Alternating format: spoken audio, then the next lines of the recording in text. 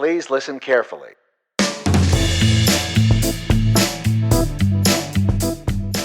Welcome to the Extra Buttery Podcast. This week on the show, we're going to be talking about some of the recent news in the movie industry, including Logan, Godzilla 2, and Star Wars Episode 8, better known now as Star Wars The Last Jedi. Then we're going to be catching up on what Jason and I have been seeing in the past couple of weeks. And then we're going to move into our big discussion about the Oscars now that the nominations for the 2017 ceremony have been announced.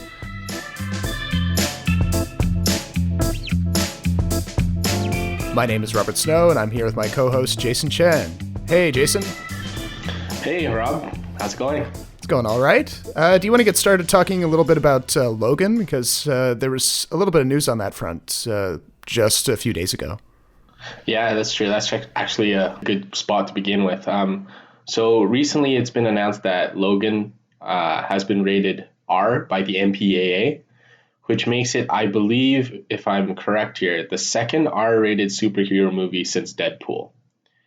And I think this is significant for two reasons. First, I think a lot of comic book fans have been waiting for an R-rated Wolverine film. The character itself and the origins of the character and the stories from the comics lend itself quite well to an R-rated movie. And the other thing is, I wonder if having an R rating was affected by how much success Deadpool had as an R-rated movie. Because remember back when Deadpool was released, the R rating was something that people weren't quite sure about, and then all of a sudden it became this big, huge hit.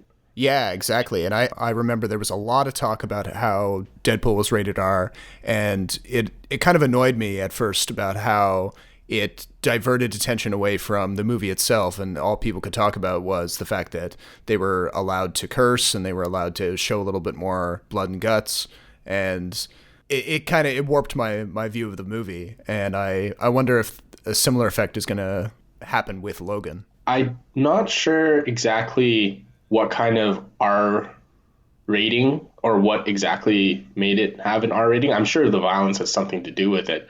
But I wonder if the language is going to be over the top. Everyone's already making a big deal about how Professor X has at least one or two F-bombs in the footage that's been shown at a few of the conventions recently. And somehow it's almost like the fans are reacting as if like their grandfather cursed for the first time in front of them. It's a little bit, I don't know. It seems a little bit naive to me that they're getting so excited about it. How many F-bombs do you need for an R rating? 2? 3? I think it's more. Yeah, I think you can't go more than 2. It's like some arbitrary, stupid number that they just pulled out of their butts. Yeah, because the MPAA is so conservative, right? And they, and I think there's even rules about how the F word is used in the context of the sentence. So you can use it as as an expletive, like you're angry. But if you use the F word in the context of like expressing sex or a sex act, that actually pushes you further towards an R rating, which it's so stupid, you know. The dumbest thing I've ever heard. Yeah, I'm almost positive that that's the case. And the other weird thing is that the MPAA is actually a very secretive organization. If you look into it, like it's very difficult to find out who actually sits on their board and of course, and decides how the ratings happen. It's a secret society. Yeah, and yet they have all this control over how millions of people go to the movies. Yeah, that's dumb. But I think it's just very interesting to keep an eye on. The other big news I wanted to kind of talk to you about was The Last Jedi, which is the new title of Episode 8 for Star Wars. Mm-hmm. And I kind of have my own theories about this, but I just wanted to ask you first what you thought of the title. I mean, I hadn't been thinking a lot about the title being announced, and then when it dropped, I was kind of like, yeah, that's a great title. It didn't seem to inspire quite as much chatter as The Force Awakens did when they revealed the title there. If I'm going to speculate, I'm going to think that obviously it's a reference to Luke, and it goes back to the opening crawl of The Force Awakens, where he's described as the last Jedi, and then of course what Yoda calls him in Return of the Jedi. Episode 6. Yeah, so when Yoda dies in Episode 6, when he dies, he says to Luke, Luke, when gone am I? The last of the Jedi will you be? Now, you can interpret Jedi plural or singular, but I think it's a pretty safe to say that I think at some point Luke will die in episode 8, and that will be like the pivotal turning point in that movie, because we still need to see him train Rey, right? And I also love the title for how it sticks to the old Star Wars tradition of having very pulpy titles. Yeah, that kind of B-movie background that the original trilogy had, that George Lucas was trying to draw on. Yeah. So I think I'm pretty pumped for The Last Jedi. Now, I don't know if you noticed, but in all the other previous Star Wars movies, the Star Wars text has always been yellow, but for this one, it's red. Yeah, that was an interesting choice. So I wonder, so it's obviously teasing a Sith of some kind, right? Because red is associated with the lightsabers they use. Yeah, and the last time they used the red treatment on the title was actually for Revenge of the Sith, episode 3. Right. So I think this is a very interesting move. I think because the title is out now, there's all sorts of speculation that can be had now. There was a lot of discussion about whether or not it was singular or plural, and you can draw on all of the material that's since been made non-canon to try to figure out the direction they're going in. Like, will we see Luke found his own Jedi temple now that Rey has revealed herself to him? And will they try to recruit more Jedi trainees to kind of oppose the threat posed by Kylo Ren and Supreme Leader Snoke? Yeah, and we also will probably find out more about the Skywalker family. Yep. And who's Rey's and Finn's parents are. And probably more about Ben Solo, even though we know who his parents are. Probably more of his background and the Knights of Ren and how he became seduced by the dark side. So I think all that's like super exciting. Oh yeah, there's so much potential there. I think we'll also get a little bit more into that flashback sequence where we see Kylo and the Knights of Ren standing in this rainy battlefield surrounded by the bodies of all the Jedi they've killed. That was a moment that drove a lot of discussion when The Force Awakens just came out, and I think they'll definitely open that up a little bit in The Last Jedi. Do you think there'll be any references to Rogue One at all? I don't know. I mean, I think based on what Kathleen Kennedy, the executive producer of like Lucasfilm, has been saying in interviews, she's often reiterated the fact that they see the anthology movies as being, pretty self-contained and isolated. You might get a few fan service moments or a reference here or there, but I don't think they'll do any major narrative hookups. Because again, just in terms of the chronology, there's maybe nearly 30 or 40 years separating the two blocks of time. So it might be difficult to bridge that. The other thing was Godzilla 2 has finally found a director and cast that girl from Stranger Things. Yes, Millie Bobby Brown. Yes, and it's one of those things that is building up yet another cinematic universe for people to sort of tie all sorts of movies into and whatnot. Yeah, because essentially what the direction that I heard about for Godzilla 2 is to link it to the new Kong Skull Island movie that's coming out this summer, the one that stars Tom Hiddleston and Samuel L. Jackson and Brie Larson, so that Godzilla 2 will actually be a big fight between Godzilla and the King Kong who pops up in Kong Skull Island. Yeah, the interesting for me too is that in the trailer, the Kong movie feels very tonally different from Godzilla. So I'm wondering how that all ties in. So like if you look at the Marvel and DC universe, there are obviously threads of continuity and similar tones and themes throughout all the films. So this one I'm kind of curious about, because when Godzilla was made and released, I don't think they had really conceived of having this huge cinematic universe of like two huge beasts going at it. No, at least not those two characters specifically. I think they is it Universal that's behind Godzilla? Is that there? I can't remember actually. No. I don't think it was actually. It's Legendary Pictures, but I forget who the distributor is. Legendary Pictures was Warner Brothers. Oh, okay, so maybe it is Warner Brothers. So in any case, they definitely knew that they wanted sequels when the Godzilla reboot in 2014 did as well as it did, both critically and commercially.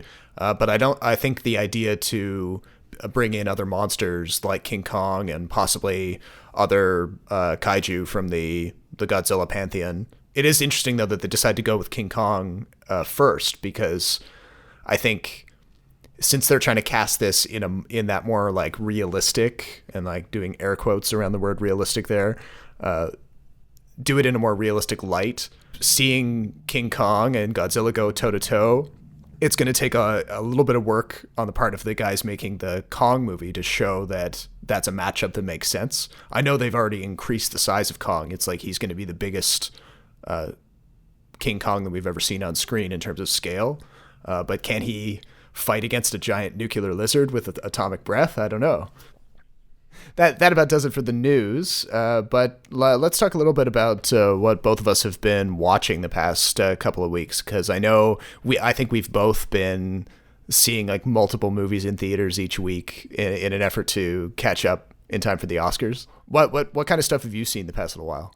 So of the best pictures, I just have to pull up the list. The only ones I haven't seen are Lion, Hidden Figures, Hacksaw Ridge, and Fences. Yeah, I think I'm about the same. But let me just say right off the bat that Moonlight was the best picture I've seen this year. Oh, really? Hands down. Okay. The best film. Yeah. So better than La La Land. You're going to hate me for this, but I think La La Land is overrated.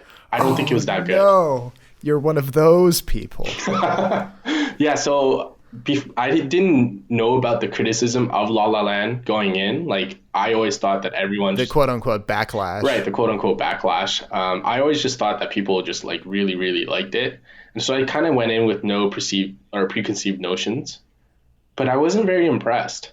I think the music was quite good. It was catchy, but I didn't think Emma Stone or Ryan Gosling's performances were that great. I didn't find the characters very compelling. In fact, I kind of found them obnoxious. I did. And there wasn't a whole lot that kept me interested. Granted, I'm not like the biggest musical guy, but I almost feel like I enjoyed Chicago or Mamma Mia a lot more. Huh. Okay. Well, I mean, I think we kind of landed in a similar way about Hail Caesar, and I think the two movies, Hail Caesar and La La Land, because they romanticize or they have so many callbacks to the golden age of film production. And because I see so many classic movies, I'm always catching up on stuff from the 30s, the 40s, the 50s, the 60s. I think the nostalgia that I get, this wave of nostalgia or this wave of appreciation because I'm familiar with all the callbacks they're doing. And that probably enhanced my experience with La La Land a little bit more. I don't know. So after I watched La La Land, I kind of read up on Damien Chazelle and what he wanted to accomplish with the movie, and he said Singing in the Rain was one of his biggest influences. Yep. And that movie is one of my mom and my grandpa's favorite movies. And I felt like if this is being compared to Singing in the Rain, this falls short, so short of what I think Debbie Reynolds and what Singing in the Rain accomplished. To me, I don't think La La Land was particularly I don't think it was a signature film. Do you know what I mean? I mean, I don't know. It is probably number one for me. But Moonlight is in the top 3 for me though too. So I do get the nostalgia aspect of La La Land, but I also hate it when Hollywood, jerks itself off on these films because they love movies about themselves. I won't argue with that. No. To me, Moonlight, I think, is the most emotionally charged, most visceral film for me. I think the cinematography in Moonlight's far better than La La Land. As much as I love La La Land and I loved what the colors and the camera moves were doing, I think Moonlight for me is a pretty close second because it is so even like the colors just grab you and they have like an emotional weight.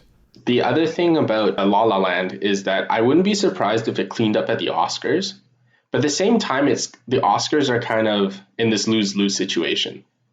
So if La La Land cleans up, then they have this Oscar So White campaign going against them again, right? If Moonlight wins, then it's tinged with the fact that maybe the Academy is trying to be political and try to show people that they're not so racist. Yeah.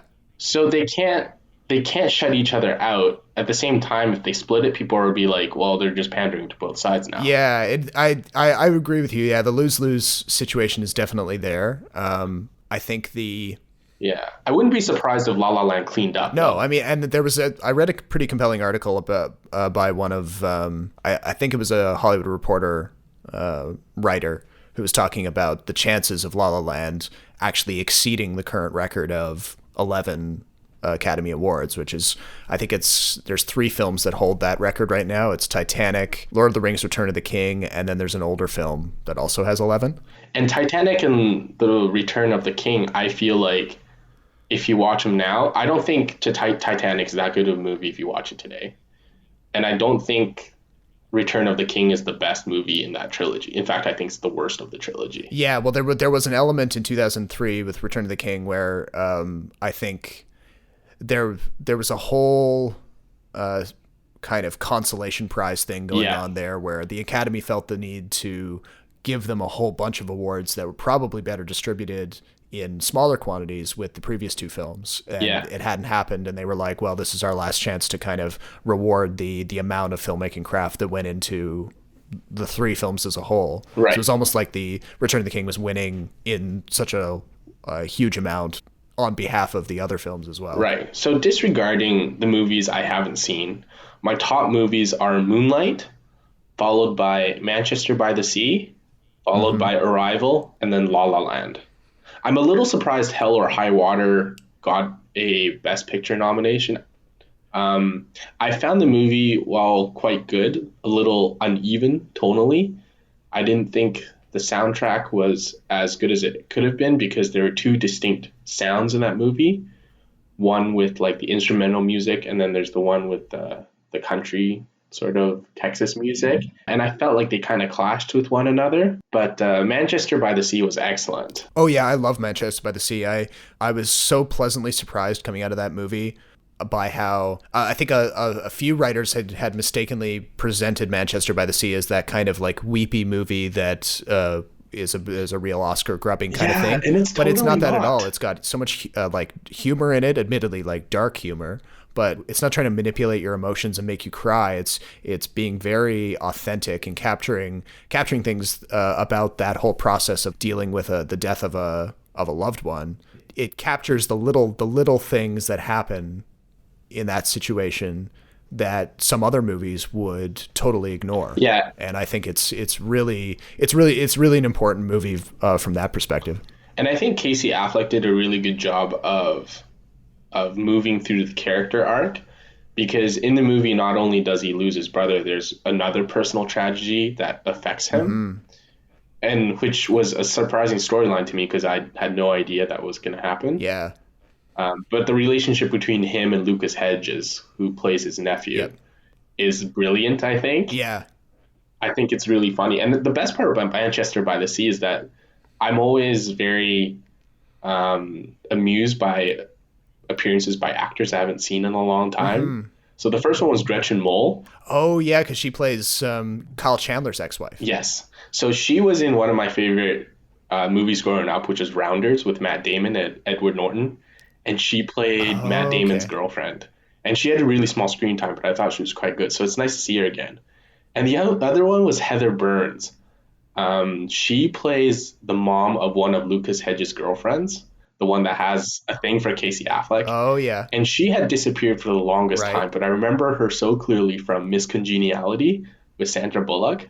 Like back when Sandra Bullock was like the king of like all these action romantic comedies. And she played a bit role as a teen beauty queen from Rhode Island who was like the biggest airhead.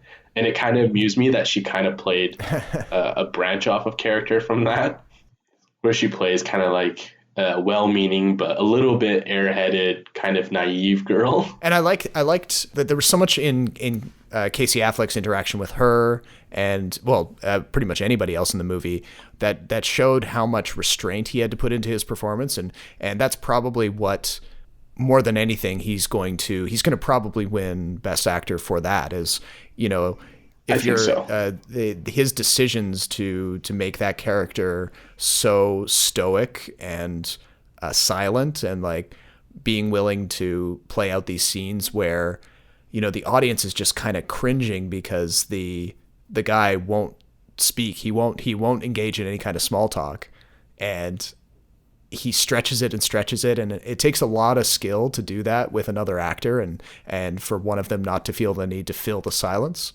There's some real craft on display there, and as much as I really enjoyed La La Land, and I do really like Ryan Gosling's work in it, Casey Affleck is definitely the more deserving, and I'm hedging my bets and saying that he's probably going to take it as well. Casey Affleck did win the Golden Globes, right? The one thing I was a little surprised with was Michelle Williams.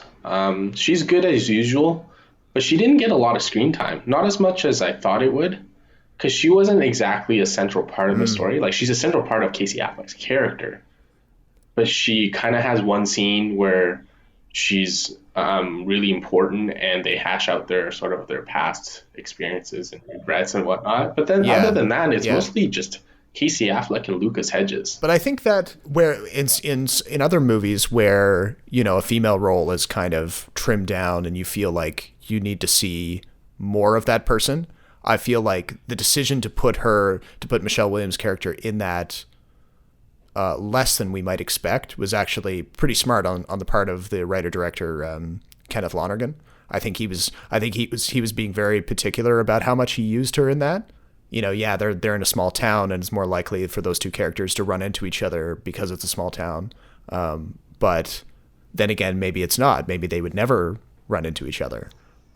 So right. I think he was. The other movie that I think I'm probably going to have to really disagree with you on is Jackie. I know you really liked it. I did not like Jackie. Oh, okay. Interesting. I also didn't think Natalie Portman's performance was as good as everyone said. She's a very good actress. Like, she acts the hell out of everything, but I don't think she really disappeared into that role. Like, at no point did I kind of feel that I was watching Jackie Kennedy.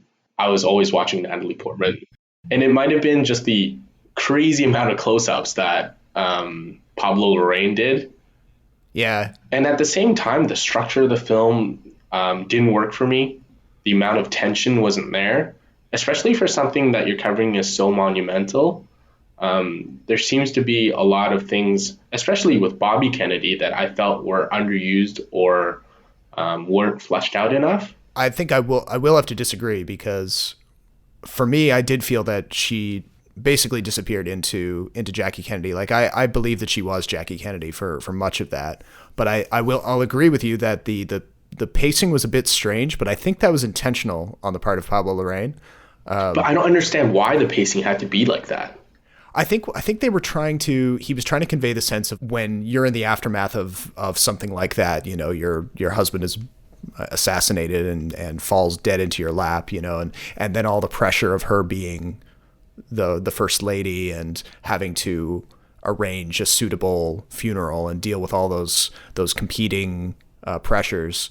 I think Pablo Larraín was trying to convey like how your memory is kind of fractured and how her memories were kind of jumping around. And so he does that with the use of the flashbacks and how things just kind of bleed into each other. I think that was very, very purposeful on his part. And I think Jackie is the kind of movie that once you see it and you get past, you see it that first time and you get past the way it's put together and the strangeness of the score, because the score is very gripping. Like the way they introduce it with like a black screen in the very first minute of the movie grabs you and doesn't let you go.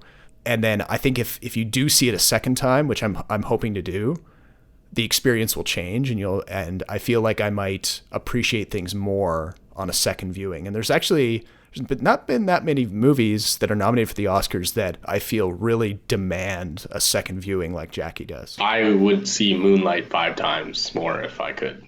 Okay.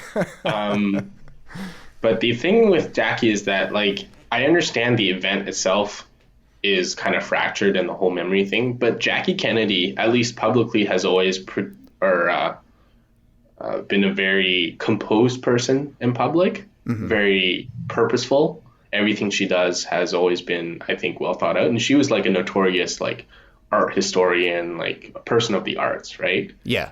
And I think with all the jumping around and the flashbacks and everything, I think Manchester by the Sea did a much better job of showing why each flashback had to be fleshed out and why each thing happens. So there are a couple flashbacks in Jackie where I didn't really understand why he wanted to show that particular scene, especially the part where she's going around the tour of the White House.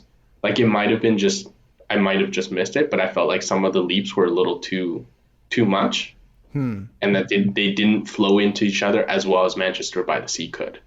Because the one scene in Manchester by the Sea that really explains why Casey Affleck is the way he is the part where he's in the police station and he's being interrogated over what happened. No spoilers. But that scene, I think, totally, in that short period of time, explained the whole movie, right? But I didn't feel like Jackie had something similar. Yeah, I would agree with that, but I still think that there was a purpose behind that. I'm sure. I just didn't find it compelling. Yeah, all right. But who do you think is gonna take Best Actress? Will it be Emma Stone on the strength of La La Land? Like, will she ride that wave, or will they give a second award to Natalie Portman just because it seems like there is a consensus building that a lot of people in the industry feel Portman's performance is pretty immersive and she does disappear into it. Or will they go kind of? I think the dark horse in that contest is probably going to be Isabelle Huppert for Elle, the new Paul Verhoeven movie. The Academy might go in a kind of like a Marion Cotillard direction where they pick out a foreign star who put in some really great work. So I'm right off the bat, I'm already crossing off Meryl Streep. I don't think she's going to win. Yeah, I feel like she ate up Amy Adams' thing, and that kind of annoys me. Yeah, we'll get to that in a minute. But I mean, of the two performances I've seen between Emma Stone and Natalie Portman, I'd still go with Natalie Portman because I think she had a much harder role and she was more central to that movie than Emma Stone was in La La Land. But it's hard to say. Like, Ruth Negga's got like a really good dark horse too. I think people are talking about her performance. Yeah. So it's really hard for me to say, but at least for actress and best supporting role, I think Viola Davis has probably locked that up. Oh, for supporting, yeah. I didn't see Nicole Kidman in Lion. I didn't see Hidden Figures either. We talked about Michelle Williams. I didn't think her role was as meaty. If her role was a little more meaty, I could see her winning it. Naomi Harris was brilliant in Moonlight. But Viola Davis should have been in Best Actress category. And going back to the Best Actress category, Amy Adams, I don't know how she got snubbed, but she should have deserved a nomination. Whether she won or not, it was a completely different story. But she was really the heart of Arrival.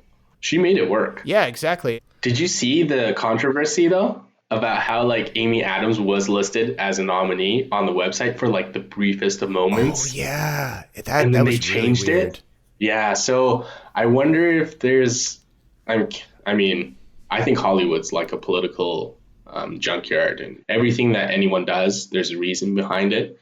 And I really wonder why she got snubbed. It boggles my mind. I think, I don't know if it's because Meryl Streep still has a lot of old dudes in the Academy who are on her side no matter what she does. They're going to vote for her, they're going to nominate her, and she still has this massive block of support. I think that might be a factor. Which is the dumbest reason for her to be nominated. Yeah, because, I mean, it's not like she hasn't already won, what is it, at least twice, if not 3 times. She's been nominated. It's like her 20th nomination. She's a record holder in that respect. So it's not like they owe her anything. And I think if you were to speak to her in person, she would say, you know, why do you guys keep giving me the awards? Why don't you cast some recognition on actors who really deserve it? And out of anyone this year, and to your point, for Amy Adams to be such a central presence in Arrival, I feel robbed. I'm sure she feels a little bit robbed. Well, she's a pro. Yeah. She's been a pro throughout the entire thing, and she's kind of like, whatever. But again, like, she also was in Nocturnal Animals, right? And I heard she knocked it out of the park, too. Yeah. So if anything, like, maybe they should have given to her for at least one of the movies, because her body of work for the year has been incredible. Yeah, that's a good point, because it addresses the fact that, you know, that there's always that issue with the Oscars not recognizing science fiction fantasy films. But you can't make that argument this time because she was in Nocturnal Animals, and I think there was enough support there that they should have given her a nomination for either of them. Right. So yeah, it's just baffling. Who do you think gets the actor in a supporting role? Because I really like Mahershala Ali in Moonlight, but again, his role isn't very meaty. It's kind of like how Michelle Williams' role in Manchester by the Sea, how she's a central character, but she kind of pops in and then just isn't seen a whole lot anymore for the rest of the movie. Yeah, I would agree with that. I think right now it's a pretty close like three-way tie between Mahershala Ali, Lucas Hedges, who they might go with just because he's young and they want to recognize him for being such a kind of a unexpected presence in Manchester by the Sea, and then they may go with Dev Patel for Lion. Oh, you didn't like Jeff Bridges? I thought Jeff Bridges played like a character he always plays in all the other movies, but he was quite good. He's kind of nailed down that role. I mean, oh yeah, like no shade on him whatsoever. I loved Hell or High Water, and I loved his work in it, but I think the only thing that might disqualify him is the fact that he's already won in the past for the Best Actor category, and I get the sense that they may want to go with some previously unrecognized talent this time around.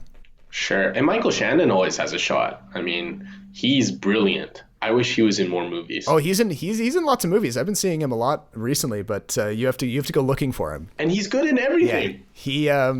I haven't even told you about the Werner Herzog movie that I saw him in at TIFF, which was flat out bonkers, but highly worth looking into if you have 2 hours and some patience. Who do you have for directing? That's a really tough one. It's really tough.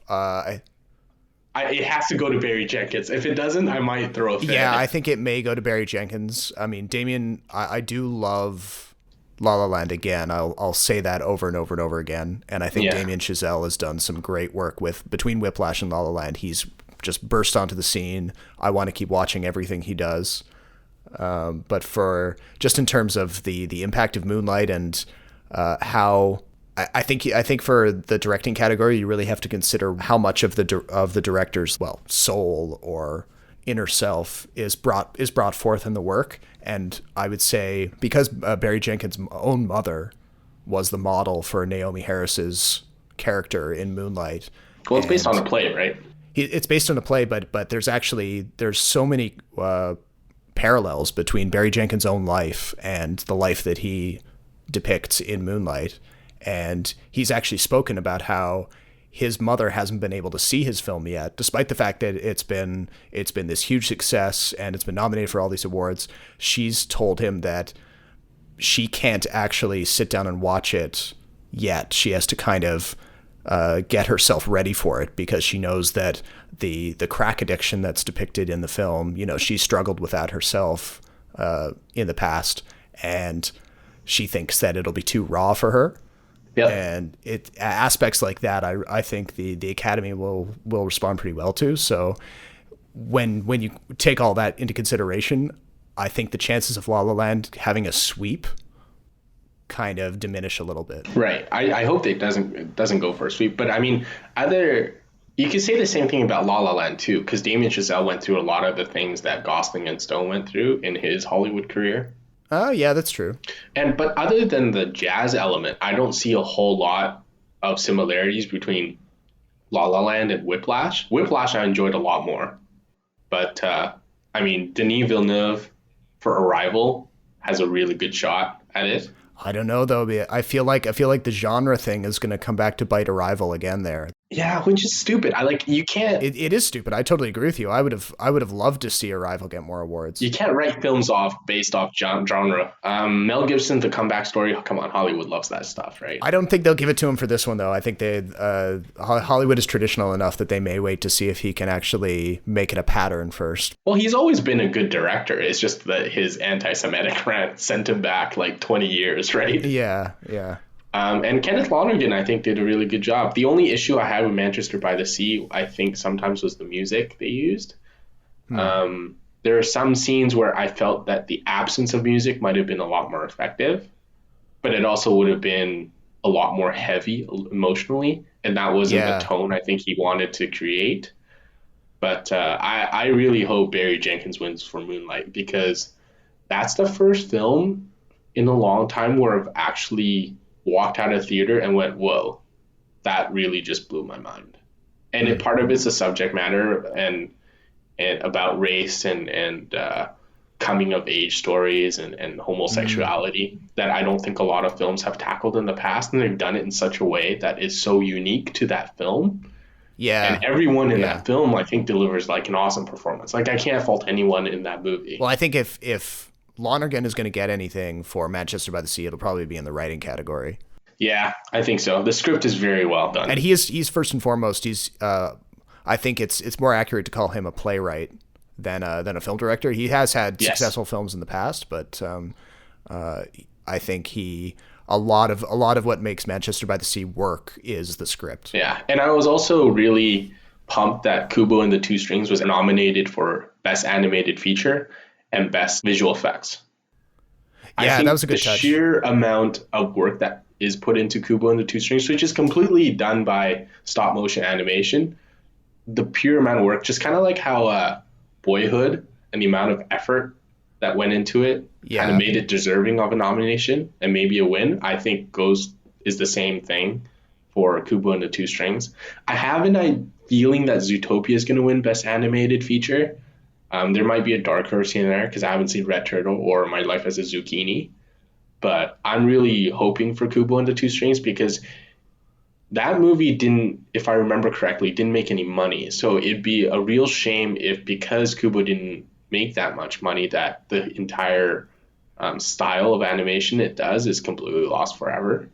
Yeah, and I would really like to see the Academy go that way, just partly on that point, but also because they've had a chance to reward some animation studios in previous years for not going with the CG, the Pixar style of animation. Like they just last year, it was an Irish film, Song of the Sea, that was nominated, and that one was done with like a hand-drawn animation with this kind of watercolor quality to it, and it was beautiful, and it was it was I think it was inspired a lot by Irish folk tales and Irish mythology, but again, the last year the Academy went with like whatever was the top grossing big CG animated film of the year, and I'd really like to see them shake it up a bit and go with something that's not the most popular style of animation. Give it to Kubo.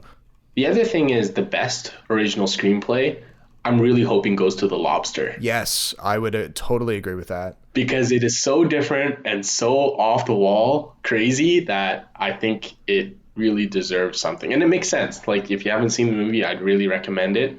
Go with it with an open mind. There are a lot of moments where you go like, what the fuck is going on? But it all makes sense at the end. And if you can kind of suspend your disbelief about how our society works and what general conventions are, I think it's a movie that would really end up surprising a lot of people and actually find it amusing. Well, it's interesting. I've talked about The Lobster with a few people I work with, and at least one or two people finished the movie feeling kind of depressed. They totally didn't agree. They totally didn't agree with the writer director's idea of what modern relationships are. They didn't get what he was trying to say, or they found it excessive or something. Yeah. Whether you disagree with it or not is a completely different story from whether or not you think it was well executed. Well, I mean, yeah, that's what I would say. But for a lot of film viewers, like if they don't agree with what's being presented, they won't actually take the time to evaluate whether the movie itself is well put together. They'll be just like, well, I don't like that. So that was the case with a few people I spoke to, but then I would say a larger proportion of people who saw it and who I was talking about it with, they loved it the same way you and I did. They saw exactly what the film was trying to go for. And that might have been the disconnect for me and Jackie, where like, as a history major, I'm quite well versed in what happened. And maybe just the material itself didn't speak to me. Just the presentation itself and the structure itself wasn't something that I had envisioned a biographical film about Jackie Kennedy to be. So that might be it. But I think as far as biographical films go, if I think back to recent films, I think A Beautiful Mind blows it out of the water. And I'm not surprised Jackie didn't get a Best Picture nom, right? No, I think there's things about Jackie that are worth giving it awards for, but yeah, it's not one of those top 10, No. top 15 ones.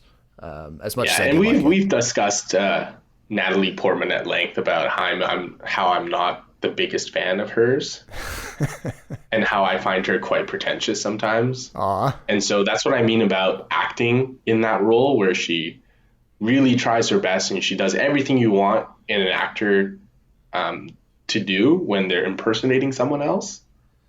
But I don't think she was as good as, say, was it Meryl Streep as Margaret Thatcher, Oh yeah, yep.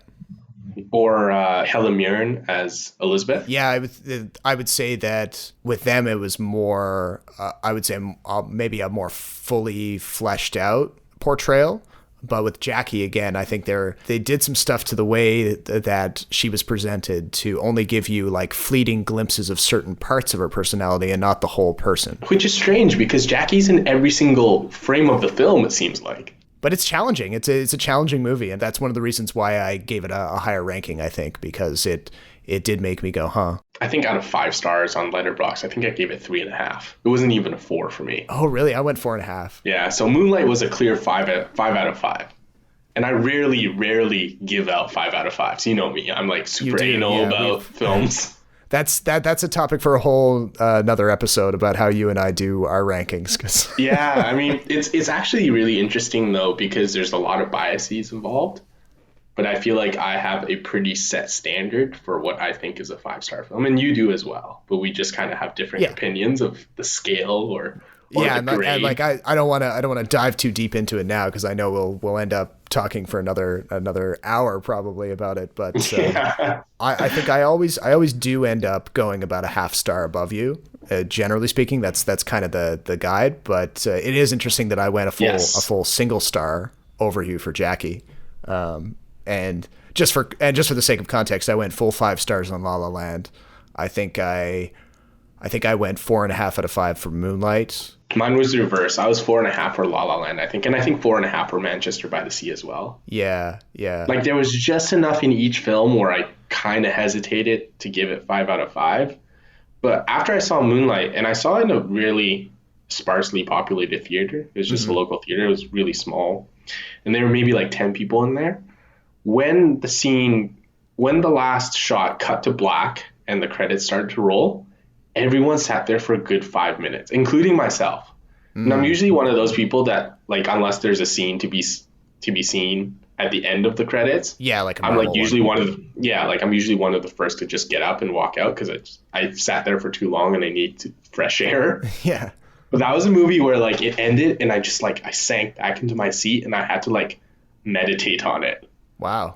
And I was like, wow, what did I just see? Because it was so different. Kind of like Drive. When I first saw Drive with Ryan Gosling, not that it was like the best movie I've ever seen, but it had done things so differently that I kind of sat in my seat and I kind of had to think to myself for a while about what I had just seen. Well, I think that really only happens with about maybe 5 of the movies that I'll see in a given year.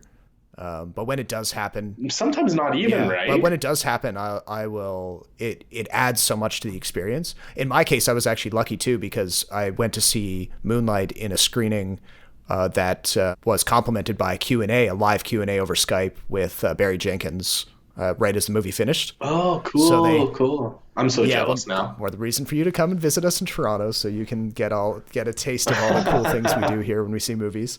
But he Skyped live with us and took questions from the audience, and he was great. Like he actually complimented a few of the people who asked questions on asking him things that he hadn't heard from the usual interviews that he'd been doing about the movie.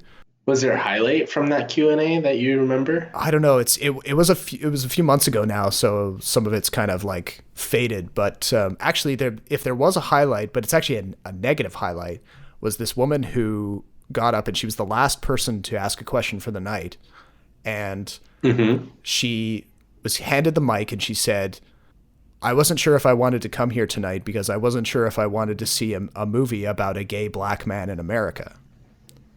And it was like silence in the theater, right? Because we we weren't sure what she was trying to say. That's a fair question, though. Yeah, and it just sounded so confrontational and so so in need of more explanation that the tone in the room just completely changed. And to Barry Jenkins' credit, he didn't react one way or the other. He kind of let her explain herself. And the point she was trying to make was that somehow we, as like a Western film audience, or like she was grouping like Canadians and Americans into the group mostly. And she was trying to say that because of the results of Trump winning the election and all of the discussion about the treatment of black people and the treatment of gay people in our society, that somehow we didn't deserve a film as good as Moonlight. That's a fair point. Like, I know where she's coming from. I know people who are hesitant to go to Moonlight because of the subject matter. And this is a film where I wouldn't recommend to just anybody, because there are some people who just have a very adverse reaction to the type of film like this. And it is very interesting. One of the best parts about Moonlight, I thought, was that it didn't make a big deal out of everything. So no spoiler alert, but Mahershala Ali is a big main character in that, or not a main character, but a key character in that film. But he kind of drifts in and out. And the mom too, and his best friend Kevin, they drift in and out of his life, just as it would in real life as well. And so the violence, the drug dealing, the drug use, a lot of it's just like presented as is. There's no big deal made out of it. And I loved it for that it presented life in Liberty City as they knew it. Not to someone who is like shocked by this kind of stuff, but someone who had lived there, seen everything that's going on, and accepted all that stuff as part of their everyday lives. And so her question, I think, is quite poignant, especially in this era where people's attitudes about sexuality and masculinity are starting to shift. And in light of Trump being president, I think that's a very fair question to ask. And I don't think she probably didn't mean to be confrontational. No, I don't think, like, I described it as a negative highlight because it did totally turn the whole attitude in the room on its head, and it stuck out for that reason. But I think the issue was more in the way that she asked the question. Like, she didn't quite have the phrasing that she needed to make it really work. And I think as a result, Barry Jenkins struggled with coming up with a really cohesive answer. Moonlight's one of those films that it can be as political as you want it to be. Yeah. You can use it as a commentary about society, or you can just take it as is, as a coming of age film. So I think I read this review about how calling it a coming of age story about a gay black kid is doing the film a disservice. And I totally agree with that, because there's so much more that goes on that is more than just about being gay or being black or living in poverty. And there's a lot of stuff to take your mind away off it. Like the cinematography, I think, is amazing. And I love how the ending is ambiguous, and how he, because of his upbringing, and you see all the kind of the key moments in his life, and you kind of see a reflection of Mahershala Ali. So that really completes the character arc. And I think you can take the ending in all sorts of different ways. And I love that it had such an ambiguous ending. Actually, going back to La La Land, I will credit it for not having a storybook ending. Spoiler alert. Yes, that was one of my favorite parts of that, because the temptation is definitely there to tell a story about two people who come together, and then, they go through their rough patches like they would in any romantic comedy, and then eventually it resolves so everyone has a happy ending. But the acknowledgement in La La Land is that sometimes those kind of relationships don't work out. And in fact, if you do a close reading of the way that relationship plays out, Seb, Ryan Gosling's character, probably wouldn't have been able to actually realize his dream and open his own club if he had stayed with Emma Stone, because I think he would have eventually become an accessory to her career as this Hollywood starlet. Especially for a musical, it's rare for it to not have a happy ending. Yeah. I mean, it did have a happy ending, but not in the sense that you think it should have ended. This is like a reflection of Damien Chazelle's real life, because if you remember back in Whiplash, Miles Teller's character dumps his girlfriend because he thinks she's holding her back, or that he can't concentrate on his music career if he has a girlfriend that he has to spend all this time with. Yeah. So there could be something there. So now maybe a good way to close out our discussion about the Oscars would be to talk about how you're planning to see it, if you're going to be seeing it at all. I am planning on seeing it. Well, I mean, I always watch like the first bit and then I just get too bored because it's too long. It's like 3-4 hours, right? Yeah. Um, Yeah, they've done some work recently to make it shorter, but yeah, it's still a bit of a slog, especially with all the ad breaks and some of the Right. segments that don't quite and work. they always get the not meaningless but less popular words out of the way in the beginning. So I'll probably catch the monologue because there's always some sort of issue to talk about, whether it's the performance or the subject material. And then the middle part, maybe I'll, drift in and out. But the last part for Best Picture, Best Actor, and that stuff, I would love to see because I really have no idea what's going on. And this is one of the few years where I'm really rooting for one film, and that's Moonlight. So it does make a difference if there's a film I'm rooting for. In past years, there hasn't been a film that I've been rooting for in particular. Oh, okay. Well, now in my case, like I always make a big deal about the Oscars. I've done everything from like have champagne at the family house. We open the champagne, even though we're just watching so classy, like, Rob. American TV in the TV in the basement, in the rec room. But this year, I think I'm going to go even a little bit more because I found out that one of the local second run theaters, just like a 10-minute walk from where I live, they're doing an Oscar watching party on the big screen. And they're going to have a red carpet, and they're encouraging everyone to show up. And I think admission is free, but they're encouraging people to donate like a non-perishable food item to the local food bank. That's a good they idea. Want people to dress up in their like evening best. Like, Oh, you would love that stuff. that's totally my jam. So My jam is totally just like lounging around in a bathrobe and probably no pants with a coffee in one hand and just being like, oh, okay, all right, well, this is comfortable. no, I'm going to go all out this year. So I'll report back on that. But I think maybe as we get closer to the ceremony itself and a few more of the precursor races get decided, we should actually broadcast our official predictions. Okay. So like, here's the thing though. For our predictions, are we predicting who we think is gonna win, or are we just picking the films that we like? Because it's like two completely different methods and approaches. I think we should do both because Okay, yeah, that sounds good. Yeah, because one thing I've done like in the on the site in years past is I've always broken it into 3 categories actually. I'll look at like the top 14 or 15 races, the ones that can actually be decided because some of the categories are so vague that you never know which way they're going to go. Yeah. So take the top categories, the ones that people are most familiar with, and then list who I think will win based on how they're doing in the precursor races and general whatever. And then who I want to win, and then the dark horse in the category. That makes the predictions a little bit more interesting for me. Right, because then you can riff off how political the Academy is versus what your personal thoughts and feelings about the film. Exactly, yeah, because there's been many times in the past where I might have been right about like the top 10 races, but I still feel kind of bad that I was right because some of those winners were not who I wanted to win.